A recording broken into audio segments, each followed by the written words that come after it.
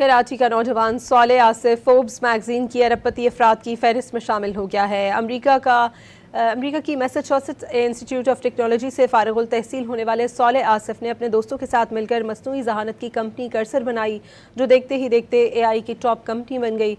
Cursor के ये tools दुनिया भर में लाखों सॉफ्टवेयर डेवलपर्स इस्तेमाल कर रहे हैं।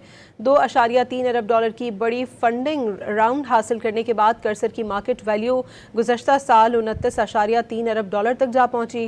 कंपनी की सालाना आमदनी का तखमीना $1 अरब लगाया गया है, जिसे AI स्टार्टअप्स में तेज़ तरीन तरक्की में से एक करार दिया जा रहा है। सौले आसिफ का ताल्लुक कराची से है और उन्होंने इंटरनेशनल मैथ ओलंपियाड में पाकिस्तान की कई बार नुमाइंदगी भी की है। फोर्ब्स मैगजीन के मुताबिक सौले आसिफ के असासों की मालियत $1.3 अरब है।